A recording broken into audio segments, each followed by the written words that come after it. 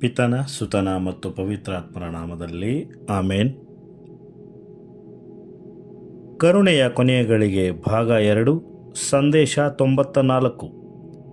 ಸಂತ ಮಿಕಾಯೇಲರು, ನಿಮಗೆ ವಹಿಸಿಕೊಟ್ಟ ಎಲ್ಲ ಸಂದೇಶಗಳನ್ನು ಹೃದಯಕ್ಕೆ ತೆಗೆದುಕೊಳ್ಳುವಂತೆ ನಾನು ನಿಮಗೆ ಹೇಳಲು ಬಯಸುತ್ತೇನೆ.